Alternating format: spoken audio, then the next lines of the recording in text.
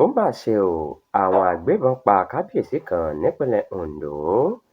Ọba Aláyélúwà ti agbègbè Àgámọ̀ níjọba ìbílẹ̀ Àríwá Àkúrẹ́ nípínlẹ̀ Ondo, Ọba Kẹ́hìndé Fálọdún ni ìròyìn gbọ́ pé àwọn agbébọn ṣekú pa báyìí.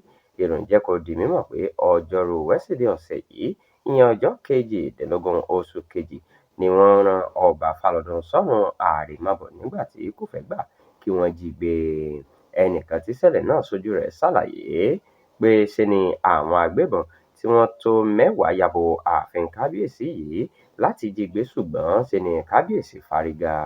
Gẹ́gẹ́ bí ẹni ọ̀hún ṣe sọ, lẹ́yìn ìgbà tí wọ́n ti yin ìbọn fọ́ kábíyèsí Aláyélúwà yìí tí ọta ìbọn sì wọlé sí i lára ni wọ́n já nǹkan mọ́ ọn lórí, eléyìí tó ṣokùnfà ikú rẹ̀. Nígbà tó ń fìdí ìṣẹ̀lẹ̀ náà múlẹ̀ lọ́jọ́bọ̀ tọ́sídẹ̀ẹ́ ọ̀sẹ̀ yìí, alūkkóró fún iléeṣẹ́ ọlọ́pàá ìpínlẹ̀ náà, Àbáyọ̀mí Jímọ̀, ní ìwádìí ti bẹ̀rẹ̀ láti fòfin gbé àwọn tó ṣiṣẹ́ láabi ọ̀hún.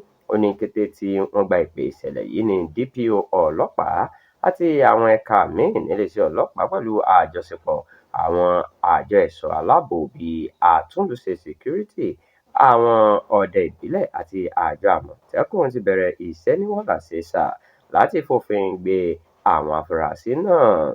Wọ́n ti wá fi dá àwọn aráàlú lójú pé àwọn yóò rí dájú pé gbogbo àwọn tó lọ́wọ́ nínú ìṣẹ̀lẹ̀ náà fimú kàtà òfin.